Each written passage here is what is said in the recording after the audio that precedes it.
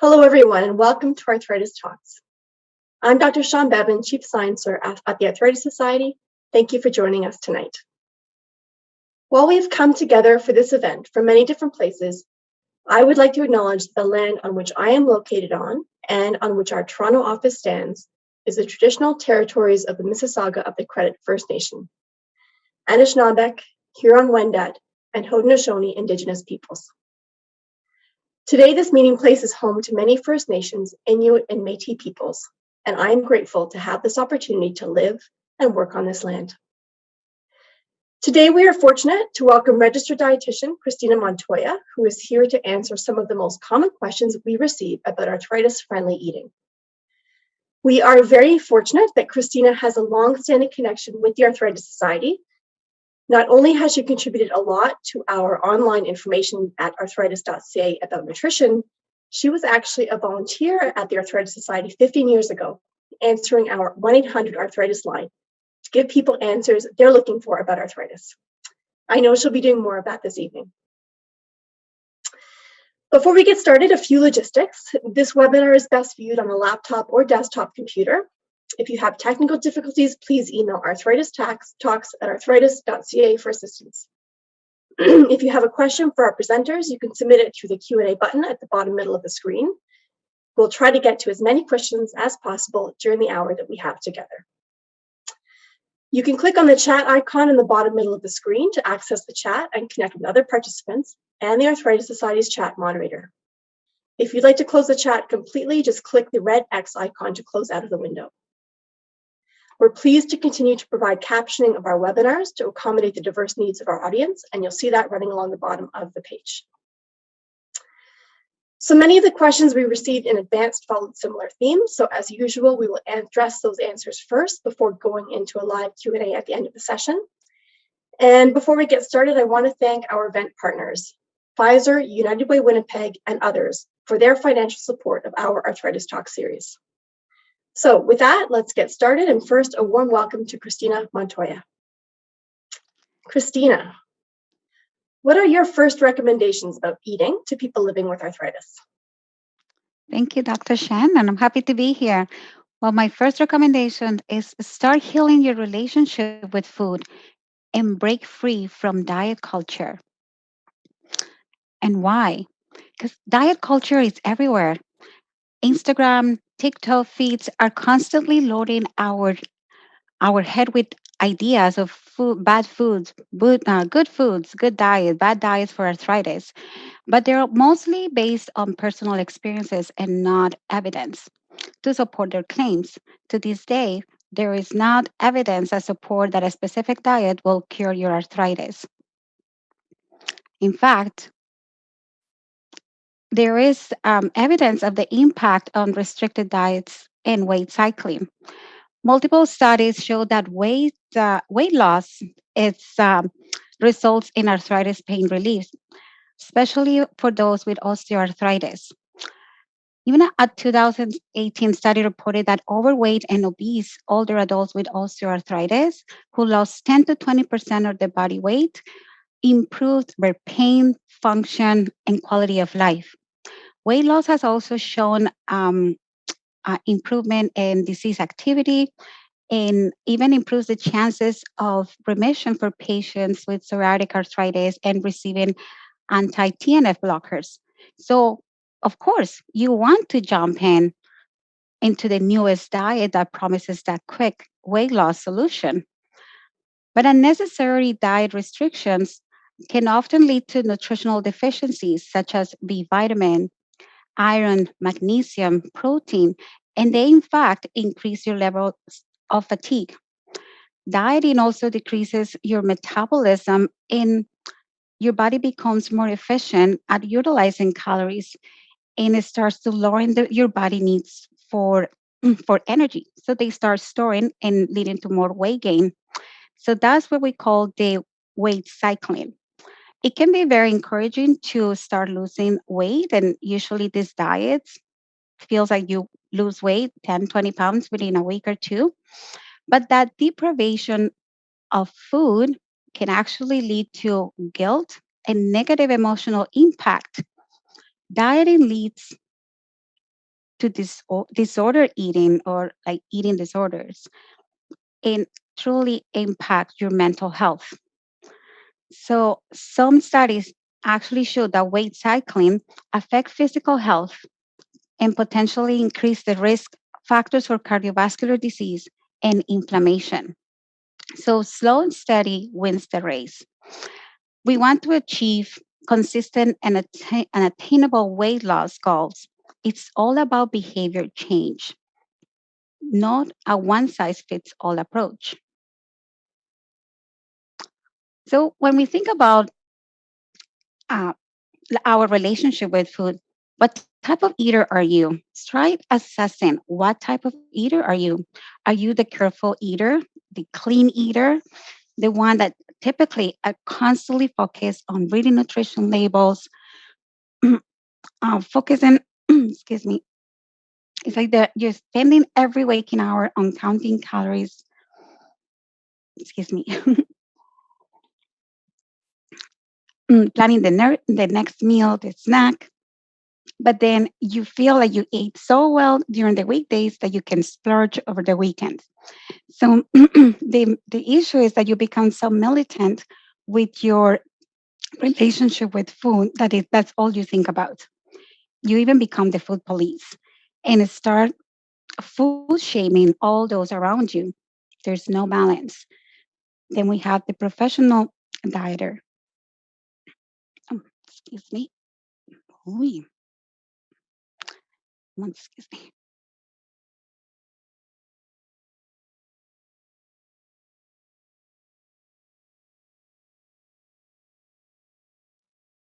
Excuse me. Sjogren's comes in the way. Not to worry, Cristina. Don't worry at all. So now we have the professional dieter. That's the one that logs every calorie and every protein, carb, everything that they eat. They are fully aware of the newest diet to lose weight. They have their newest diet book. They just know it all. They actually have pretty good nutritional knowledge. But weight is their main parameter of health. Know how they feel, know how whether they have like good blood sugar control. It's all about the weight. But and sometimes that actually leads to unhealthy behaviors like taking diuretics, laxatives, and even unnecessary supplements that could be harmful for their health. And then we have the unconscious eater. So that's the one that engages and is distracted by watching TV. They're looking at their phone while they're eating. And even within this unconscious eater category, you have the emotional eaters.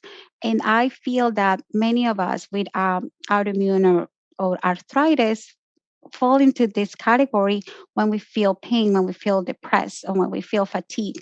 We feel like, you know what, I feel bad. So why don't it doesn't matter if I eat a bag of chips. The unconscious emotional eater use the food to cope with those emotions. It's all about the unconscious eating, overeating, and not nourishment.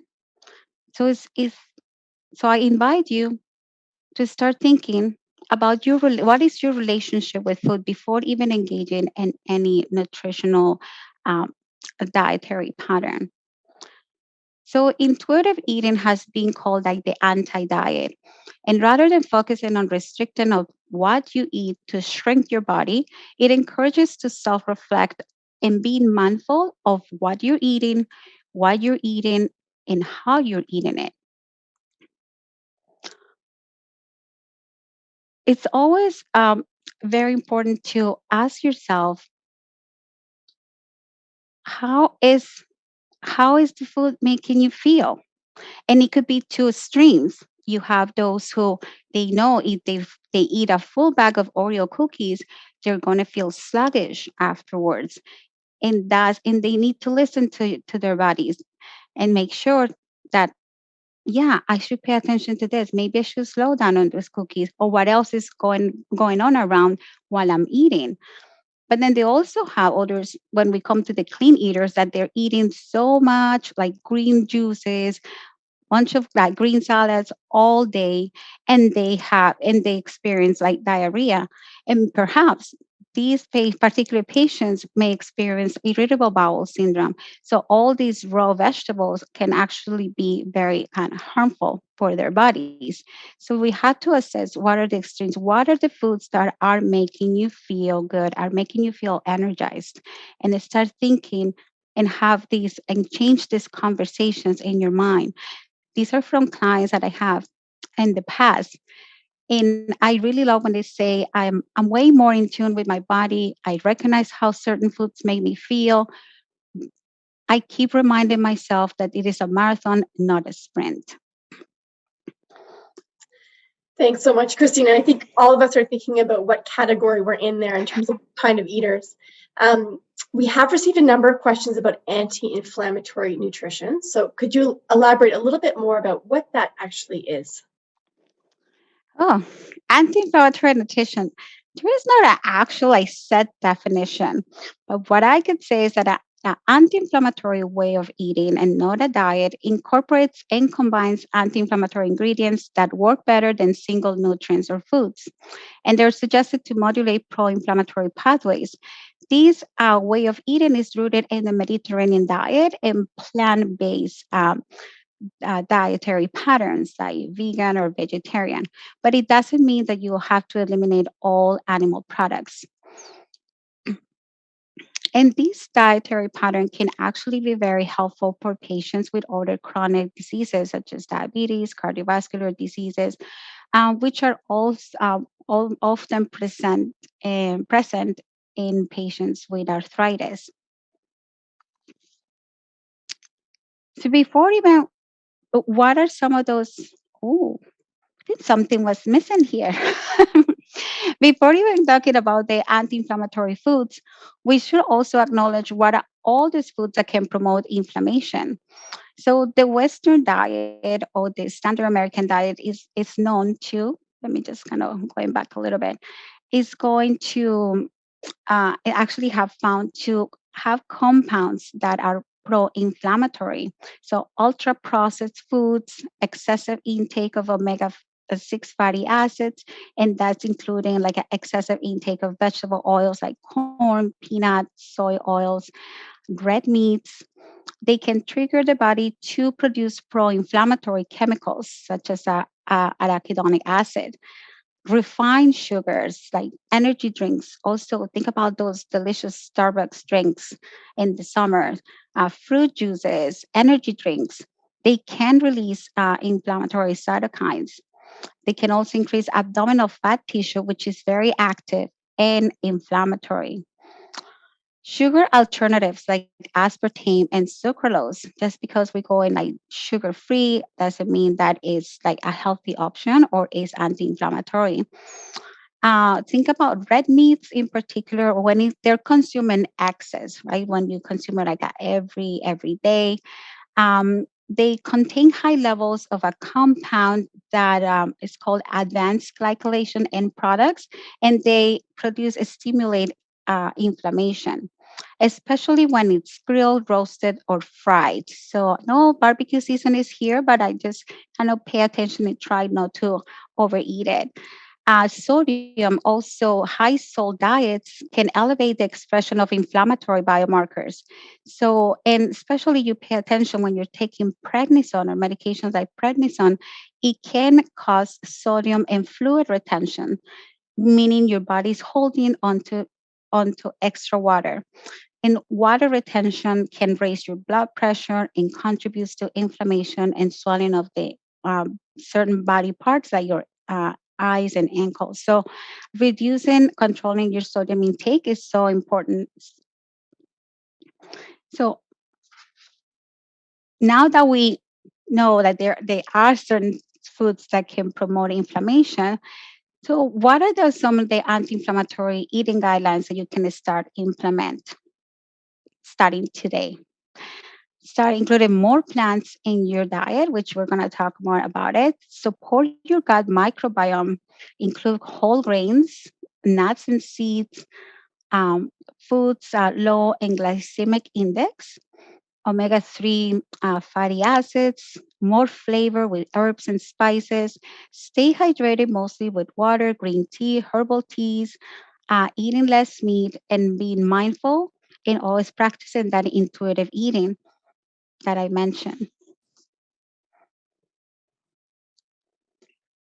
So one thing that is very important to acknowledge and is actually very helpful for those patients who not only have arthritis but also are living with diabetes or pre-diabetes or metabolic syndrome is to choose foods with low and medium glycemic foods.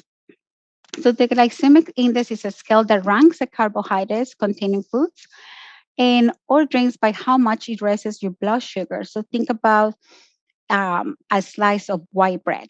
It will raise your blood sugar almost immediately compared to a slice of whole grains. And one example that is quite interesting are bananas. When they're green bananas and they are very low in glycemic index, when they're ripe, their glycemic index elevates a little bit, but they're still, the body takes its time to absorb those carbohydrates. But when they are overripe, they they increase the glycemic index. But then you don't want to throw away those bananas. You still can use it in baked goods and replace your sugar. Uh, so you're going to use like natural sugars from the bananas because you're still going to take advantage of nutritional content like potassium and all the vitamins that are present in the bananas. So although I'm using it as a traffic light here, it doesn't mean that they're bad foods. It just means that we're going to use it in a different way, and we still can include it in our diets.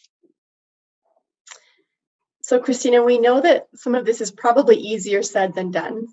So, what are some of the easiest changes that people can make to eat healthier?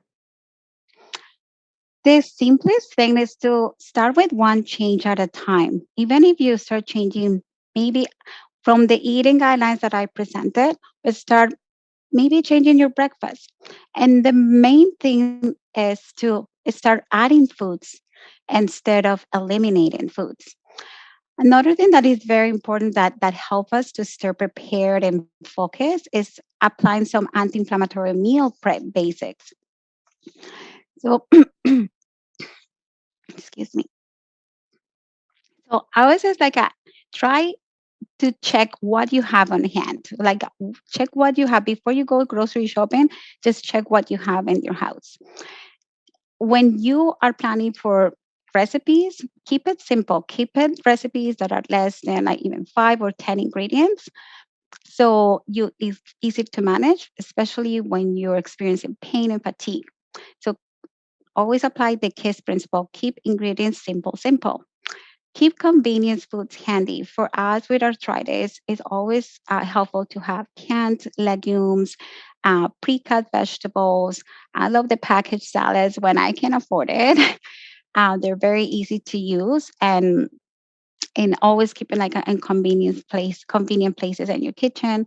Batch cook at least once a week.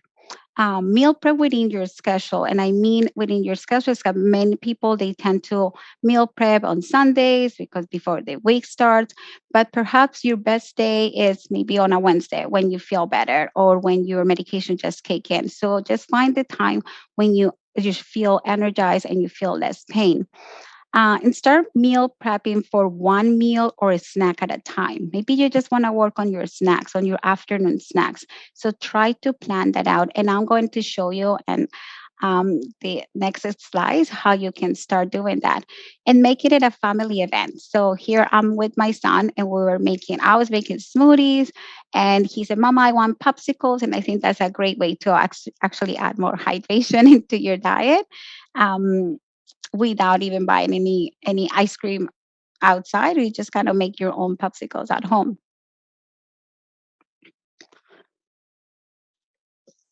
So when it comes to this is like a great question about like vegetables, and I wanted to highlight that the nightshades. So nightshades are usually demonized. I think for the past 20 years that I've been living with rheumatoid arthritis, I hear eliminate nightshades, and the reason why they say to eliminate nightshades is because they contain a compound called solanine that back in the 60s or 70s, there was a case reports of overconsumption of green potatoes that cause poisoning and some toxicity. But in order for you to really reach to that level, you have to consume at least 200 milligrams of solanine per kilogram. One potato doesn't even have 1 milligram per potato. So the beauty of nightshades, in fact, like bell peppers, eggplants, uh, cayenne pepper, they are high in antioxidants. Think about tomatoes. Tomatoes are very rich in lycopene. Lycopene, when you prepare and you cook it in extra virgin olive oil, garlic, and it's actually a preparation called sofrito, is quite high in antioxidants and lycopene. So it's not poisonous. So the nightshade theory is really a myth, and there's no sufficient evidence that supports that eliminating nightshades is going to improve your arthritis. When you're looking into anti-inflammatory nutrition, focus on like green leafy vegetables, some root vegetables, asparagus, fermented vegetables. I think of fermented cabbage or sauerkraut. All those foods are included into the anti-inflammatory diet or nutrition. So fruits, here's an example. Try to always look for like fruits and vegetables that are in season. And here I bring an example of how to use your fruits. So you don't have to kind of change everything overnight. This is a waffle. I found a gluten-free waffle, and I topped it with fresh raspberries, some light hazelnut spread, and it's sprinkled with hemp seeds and cinnamon powder.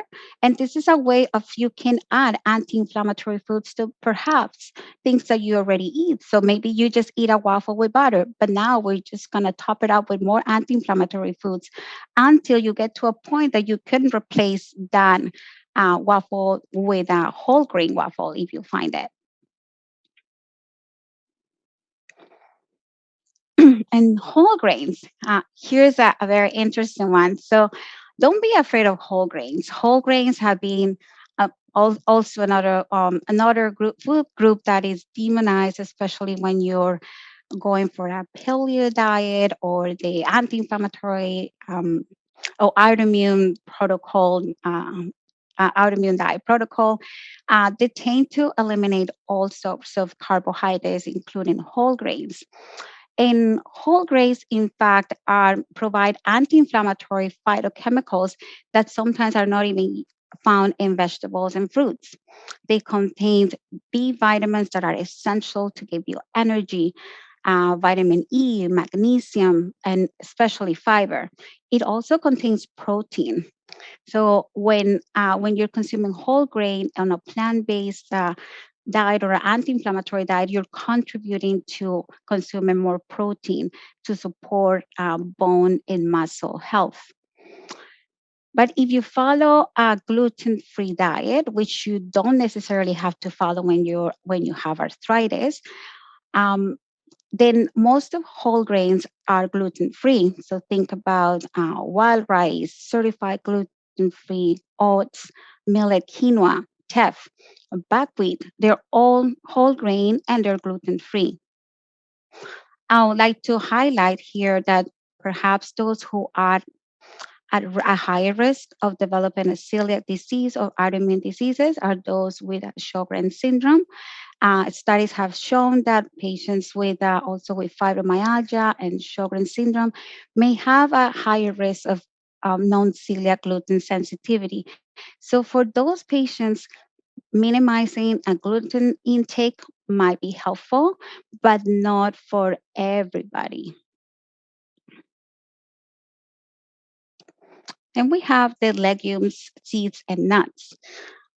So legumes like chickpeas, lentils, and soybeans are excellent sources of uh, high quality plant protein or plant based protein.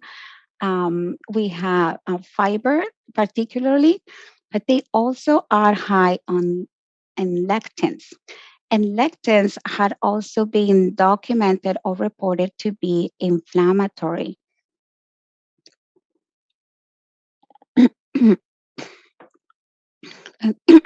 Sorry,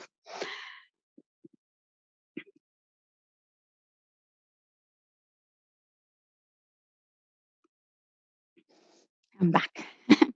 So with lectins, what happens? They're called the anti-nutrients. So there are compounds that are abundant on whole grains and legumes, so particular legumes. And it has been case reports where people had very unpleasant digestive symptoms like nausea, vomiting after consuming uncooked black beans. And so here is the trick. Lectins can be greatly reduced or even eliminated when you soak them overnight in water. And obviously, you discard the water, you rinse the water. And also, when you cook them more in a high uh, temperature cooking method, like boiling or like instant pot type of cooking method, for more than 10 minutes, the lectins are eliminated or like significantly reduced. So don't be afraid of eating foods that contain lectins because the health benefits um, far oversees the the harmful like kind of benefits. Oh, sorry, I just got get it there. So just remember, if you're gonna eat like legumes, so beans, lentils, chickpeas, any of this food category, make sure that you soak them in water overnight if you're using dry beans, and then cook them for more than 10 minutes. If you're using canned beans or legumes, they are already cooked, they are soaked in water. But if you want to take an extra precautions, just make sure that you rinse them before you uh, prepare or make any dish with them. Chia, flax seeds, hemp, and pumpkin seeds are also very important in the anti-inflammatory way of eating, given their high source of omega threes or the plant omega threes and zinc, which is important for to support your immune system. And like I mentioned, animal products like lean meats or poultry, like white meats, can also be part of your anti-inflammatory nutrition.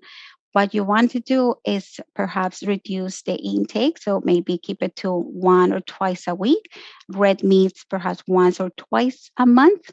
But if you're not there yet and you really, really love your red meats and your processed meats, so just start reducing it slowly. So if you eat it like almost 3 or 4 times a week, then start taking it on, eating it maybe twice a week. So just take a small changes at a time, even if it takes you maybe 2 or 3 months to make changes.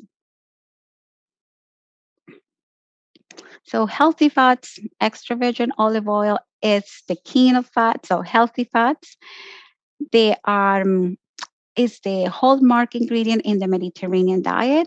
It is very high in an antioxidant that actually has a compared properties to anti-inflammatory medications such as ibuprofen. I cannot say it's as potent as ibuprofen, but some of the antioxidants that it contains is very similar, has anti-inflammatory effects.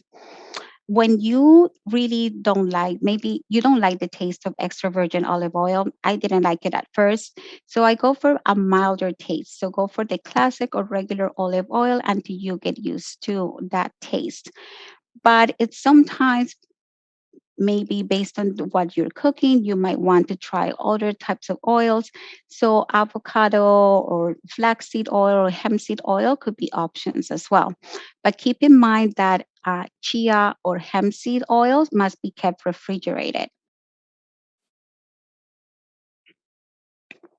Herbs and spices, and this is what it makes it extremely different when it comes to anti-inflammatory way of eating. There's a lot of emphasis on herbs and spices.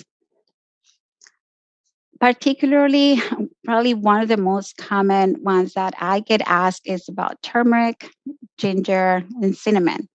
So, turmeric It's a spice, but the active compound is the curcumin. And the curcumin gets, we can only absorb maybe 5 to 10% of what we eat. And in order to get better absorption of it, we need to combine it with some sort of oil. It could be extra virgin olive oil, maybe a little bit of coconut oil, and black pepper. So, and that way you can activate the curcumin and get better absorbed. So, just if you eat only curcumin with water in the morning, it's not going to do anything, and it's actually probably going to make you nauseous, and it's not going to taste good. When it comes to ginger, has been shown some anti-inflammatory properties as well. So there's no really documentation as to how much you're gonna have to eat, how much ginger you're gonna eat, but it's a great condiment to add to your meals, your snacks, your beverages to boost your anti-inflammatory intakes. Cinnamon.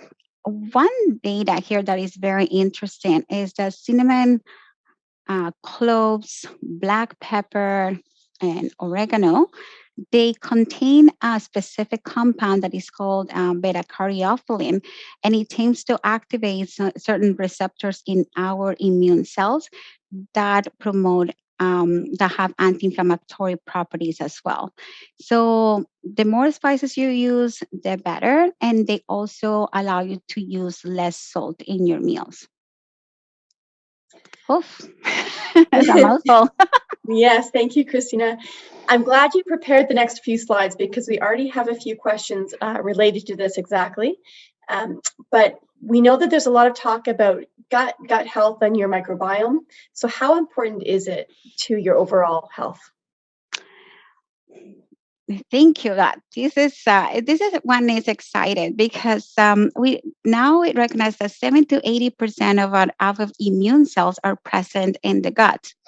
So there is a very close relationship between the intestinal microbiota and our immune system. Both dietary. Let me see if I could kind of see. Before I go into this slide, I really want to see this. That is not only what the foods that we consume that are going to affect the gut microbiome, but also the lifestyle choices that we make. So, smoking, lack of physical activity, stress, certain medications such as antibiotics can also alter the gut microbiome. So, as you can see here, when there is an imbalance in the gut flora, there is a disruption in the integrity of the gut barrier, which could allow some toxins to drive or to go into the bloodstream and generate those inflammatory markers. So that's here is when also foods, right, as I mentioned before, those inflammatory foods that are part of the Western diet. So ultra processed foods, artificial sweeteners, food colorants, saturated fats, and trans fats, certain preservatives like carcinogens, refined sugars, they tend to disrupt the gut barrier. So I recently attended the Euler 2022 conference. So um, the European Rheumatology Alliance for I kind of forgot the name of it, but the Euler 2022. So they showed that the studies show that a gut flora out of balance or dysbiosis is common in patients with rheumatoid arthritis, psoriatic arthritis, and ankylosing spondylitis. And the more severe the gut inflammation, the more severe the arthritis inflammation. And this is really found in animal studies. The gut microbiome also affects the absorption of calcium and vitamin D in the maturation of the immune system. They can produce, at dysbiosis, they can produce inflammatory cytokines that, as I mentioned, and it can actually affect your bone health. So, although research is still emerging in this area, it's now we're starting to understand the connection between gut and joints and in arthritis, inflammation. So a diet containing dietary fibers, like different dietary fibers, is not only about just eating kale all day, but just different types of fibers. And resistant starches support a more diverse microbiome and gut integrity. It stimulates the production of something that is called short chain fatty acids, particularly the butyrate, and which is the primary source of energy for the gut cells to help repair itself. So that will really improve our immune system or to support our immune system. Now, I'm not talking about boosting, but it's supporting our immune system. So here we have how we can start supporting our immune system. So we talked about adding more dietary fibers, and particular prebiotics and resistant starches. And my apologies, I think my son has come home. The prebiotics are the foods for the probiotics. So they are found in most vegetables, as you can see, artichokes, garlic, onion, and leeks. And these are also the group of foods. My God, so sorry. Sorry, 1 second.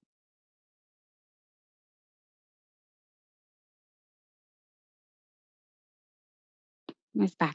So when you think about when I provided you the list of like vegetables that should be included in an anti-inflammatory way of eating, are mostly vegetables that contain are high in prebiotics. So also whole grains are included like barley, rye, and wheat, oats, cashews, and pistachios as well. And resistant starches are the carbohydrates that resist the digestion in the small intestine, but can be fermented by your gut bacteria. And here again, you can find those who are like overnight oats, barley, lentils, beans, green bananas, and peas, and also cooked, cooled, and reheated white potatoes and white rice. How interesting is that? Also, fermented foods that contain live bacteria, so sauerkraut, kimchi, kefir, some come like low sugar kombucha. Some of them are high in sugar. And probiotics only as appropriate. Like we usually don't tend to recommend to consume probiotics for everyone. Um, because the probiotics or the specific strains can be specific for certain conditions. So they have found very successful stories with irritable bowel syndrome when you take certain types of probiotics.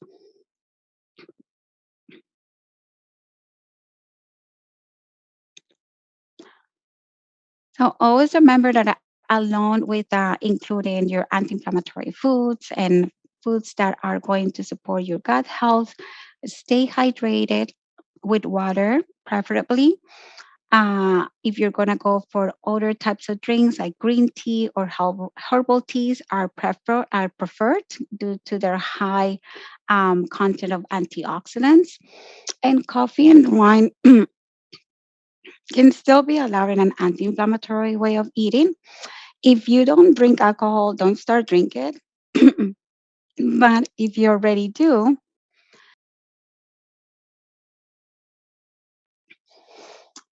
one glass of wine is completely acceptable, and there's actually not really sufficient evidence to suggest that if you're taking methotrexate, you cannot enjoy a glass of wine. And coffee is also full of antioxidants, but try to limit it to like 1 or 2 cups before noon. So due to the caffeine levels that may alter maybe your sleep patterns at night. So it's all about moderation. Don't forget the snacks, always following the pattern that I said before, keeping in mind your whole grains, your protein, fats, seeds and nuts, fruits and vegetables. Have that combination. Sometimes I found it more helpful to have like snacks kind of handy when I'm in pain or have fatigue than having actual meals. So make sure that instead of grabbing like a bag of chips, having some prepared snacks will help you to cope with the pain and fatigue. Some tips for success is to follow the 1, 2, 3 formula that I just showed you. Plan your snacks as well as you're planning your meals. Be prepared. Be mindful and honor your hunger. So here are a few examples of some snacks that's so easy. I have some roasted chickpeas, cheese, grapes, some rice crackers that can help you get through the day. Thanks, Cristina. And obviously, you have a lot of firsthand experience to share with everybody. What are some of your favorite recipes to help manage arthritis? Oh, I have many, many good recipes, but some that I really love the most are the ones that I can incorporate the foods that are from my culture. So here, for example, I'm sharing a Colombian beet salad. That was like my grandmother beet salad, and it was cooked beets with a light mayo. So I kind of switched to a light mayo made up with olive oil, boiled eggs, tomatoes, green onions, and now I added arugula. So it's a way to you can incorporate your heritage foods and adding extra anti-inflammatory foods. Other, we recently created an anti-inflammatory meal plan sample that you can find on the Arthritis Society website. And it's a way to show you how you can combine all these anti-inflammatory foods and your daily life. You don't have to eat the different meals every day or every meal. You can repeat meals. That's why batch cooking is so important. Utilize that leftovers. Don't be afraid of using leftovers.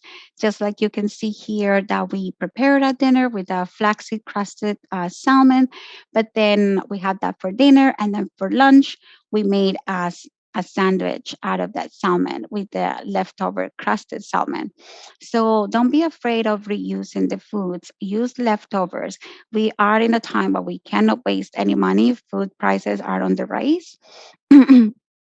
So make sure to always find reliable resources. We are adding more and more recipes to the Arthritis Society that are usually contain all these anti-inflammatory foods and ingredients. And what I love about it is now we're making videos, so you would really find it very easy to make. Here's one of my favorite recipes is the anti-inflammatory golden milk. That is basically that uh, the turmeric milk. So here is the recipe. You use the coconut milk. I think it tastes so much better in coconut milk. Use a little bit of maple syrup, ground turmeric, ginger, cinnamon powder, vanilla, ground black pepper. And then you have all these herbs and condiments that with potent anti-inflammatory and antioxidant properties. So I know, Cristina, that you have a keen interest in research about arthritis and nutrition. So could you give us a sense of what's really new in the area? Well, what we find new in this area, rheumatoid arthritis tends to be like the number one type of arthritis that get more attention when it comes to research. So there are three different studies that I found. So one, there was a itis diet that apparently states it stands for anti-inflammatory diet. This study was done in California, and it included an open label trial with 20 patients with active RA, and they followed them for 2 weeks. They they actually collected fecal and plasma samples for microbiome studies. The anti-inflammatory protocol included surprisingly most of the foods that I just mentioned, but they did exclude the nightshade vegetables, which again, there's no support, there's no evidence supporting that. And and one thing that they did is that they actually sent provided 50% of the grocery list to the participants. They found that about 50% of the patients improved fatigue, but it didn't really reflect on in the improvement of disease activity. So more results are coming up from this study in particular. Then we have anti-inflammatory diet in rheumatoid arthritis. So this one was done in Sweden, and it was an intervention that contained like an anti-inflammatory group and a control group, and they followed the patients for 10 weeks.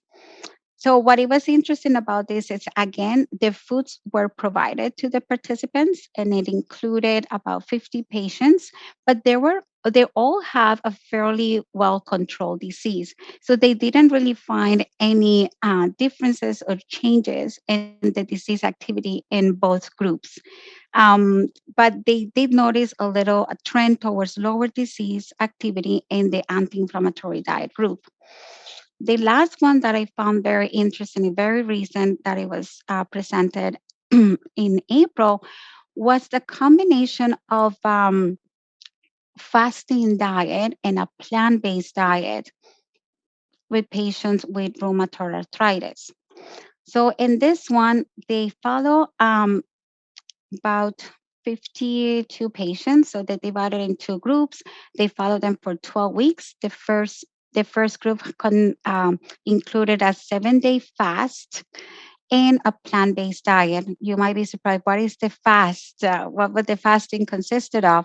It was unlimited water and herbal tea, vegetable juice, and vegetable broth. So it was about 300 calories, followed by a plant-based diet or about 1,200 calories. That included intermittent fasting or time restricted eating, so with 16 hours of fasting overnight for 6 days a week. But one thing that they noticed is that fasting wasn't for everyone. The patients who had eating disorder, a history of eating disorder, very low body weight, and psychiatric disorders were excluded from the study because fasting is known to lower blood pressure, yes, affects the electrolyte balance, and triggers migraine attacks. So this was like the first approach to generate a dietary therapeutic concept for patients with rheumatoid arthritis. They're still assessing the results. They noticed some changes in disease activity in the intervention or the fast and plant-based diet, but I still have some concerns in terms of the restriction nature of the intervention. So there's more to see on this area. Thank you so much, Cristina. I think what we will do is we will hop right into some of the live questions from this evening, if possible. So the first question here relates to all of your recommendations. Are you differentiating between osteoarthritis and inflammatory forms of arthritis? In other words, are these recommendations only good for one or the other or both? No, they're good for both. As I said, it's as an anti-inflammatory way of eating, so it can really well apply for all types of arthritis. Great. Another question here is, how long between the time you make a change in your diet should you expect to see some positive results? Oh, that's a tricky question. And again, it's all about consistency. And you're probably gonna see if your disease is uncontrolled, like you cannot expect that only the diet is going to improve the disease activity. So, but I have seen changes within like 3 months. You know, when you start on DMARS and they tell you wait 6 to 8 weeks, I'll say that around diet too. Okay, a little bit of patience, I guess. Another question here about different types of oils, actually from a few people. So you really highlighted the importance of olive oil. People are asking a little bit about alternatives to olive oil. So canola, avocado oil, coconut oil. Can you just elaborate a little bit on some of the benefits or disadvantages to some of those? So there's really like avocado oil, like flaxseed oil, and hemp seed oils are probably alternatives to extra virgin olive oil. And the reason I said is when you see those olive oils, you see a high content of antioxidants, and it's reflected in the color of the oil, as you can see it. So those are my alternatives, but I find that they're more expensive. So there's not going to give you even more like greater benefits to extra virgin olive oil. So why spend that extra money if it's not really going to give you extra benefits? Fair point. A few people here experience arthritis, but also other different chronic health conditions, diabetes, migraines, what have you. Are there any pieces of diet advice that you would be mindful about in terms of, contradicting something for one condition versus another? That could be very specific from person to person, but what I've seen in my practice, very specific, is that if patients are living, like let's say with rheumatoid arthritis and Sjogren's syndrome and fibromyalgia, and then that's when maybe the dietary changes, the dietary advice might change a little bit, and it's mostly related because of the gut involvement. So if you also have irritable bowel syndrome or you have celiac disease, so some of the dietary changes, the dietary advice might change. So these people might be more susceptible to sensitivity to gluten or sensitivity to lactose. So here's where we kind of have to be more like personalize the care or the advice. Um, again, really had to identify what is causing the problem. Okay. What about vitamin or mineral supplements? How do they fit in? They fit in sometimes, and actually, when you are eating mostly a plant-based diet or a plant-based nutrition, and as we can see, the anti-inflammatory way of eating is mostly plant-based. So we might see the need for vitamin B12 supplementation, iron. Vitamin D and calcium, we have seen that is essential for bone and for bone health and for immune support. And particularly if you're taking prednisone, then you might have extra needs for calcium. So that's where I see a need of supplementation. But unless also there is like a known or detected vitamin deficiency, I wouldn't go overboard with over supplementing when you don't really need it. So think about vitamin D, calcium, perhaps iron B12 could be some of those maybe potential vitamins to supplement. Mm. Okay. What about when it comes to sugars? Could you give a little bit of advice around sugar alternatives or sugar supplements or alternatives like stevia? What's your take on those? So I actually always prefer to use a natural sugar. So if you can use your maple syrup, and we're lucky, well, at least the ones who are in Canada have access to maple syrup, but agave syrup, honey, those are my preferred choices of using sugars or natural sugars. You just kind of use it in moderation. Stevia perhaps is probably the safest choice when it comes to artificial sweeteners. Like I mentioned, aspartame and sucralose are probably not very beneficial when it comes to the gut microbiome. So just kind of be mindful. I'll just go for natural sugars and really avoid the artificial sweeteners as much as you can. Just reduce the amount. Okay. Do we know anything about the impact of intermittent fasting and arthritis? That's I kind of mentioned that in that study. It's kind of, I think it's in their infancy when it comes to intermittent fasting in arthritis, and I have to say that's probably the first study that I heard when they use intermittent fasting. And the challenge that I see with intermittent fasting is again is that focus of the diet mentality that you need to focus. And many times, patients with arthritis may actually have a low caloric intake, and that is because of their fatigue or their pain. They're really not consuming enough, and so I worried about the practicing intermittent fasting. Although there has been some studies when it shows decrease in inflammation, but I don't think the evidence is strong enough to suggest, yeah, you have arthritis and practice intermittent fasting. I think we're not there yet. I would like to see more information on that. Okay. I think you touched on some of this. We have some questions here, though, about cow's milk and other types of milk, almond milk, oat milk, etc. So could you elaborate a little bit on those and their impact on people living with arthritis? Yeah, so dairy products, and I think I didn't mention that. So dairy products are another one controversial food group. And so when it comes to milk, there is a particular protein, like the A1B casein protein, that is found in cow's milk, especially those that are in like conventional like farming.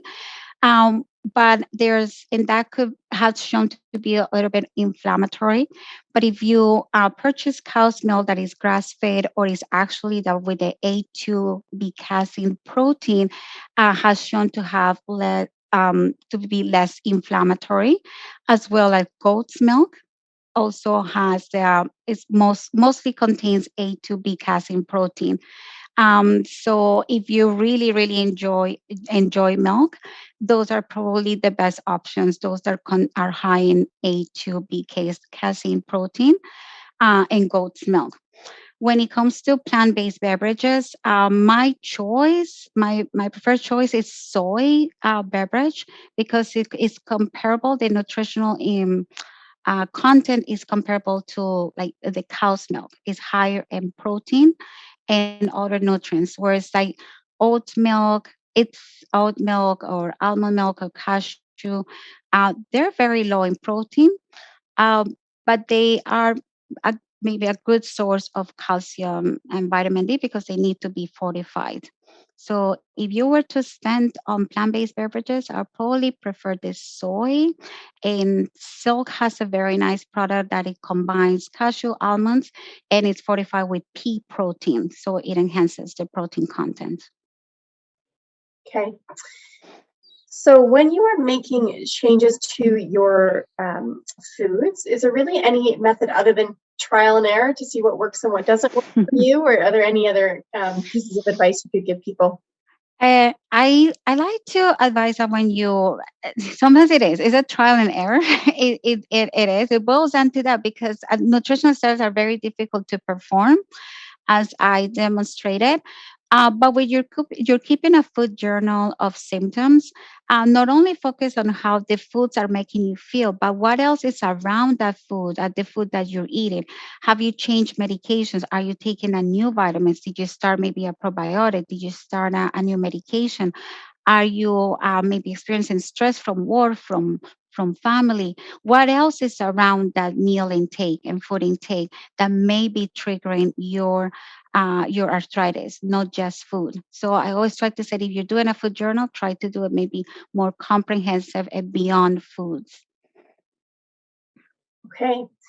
And we have some questions here about weight gain and weight loss. And in particular, for people who have actually lost a fair amount of weight, are there safe recommendations how people can start to gain some of that weight back? So for those who have lost weight, yeah, that tends to happen when you have like an active rheumatoid arthritis or an active inflammatory arthritis. And it's, I would say, like here, the principles that we have is starting to add a little bit of extra, like healthy fats. We have the legumes that it gives you not only protein, but extra carbohydrates. So it's increasing your energy intake. Assess how many meals a day you're eating or how many snacks. So because sometimes you might maybe not eating enough.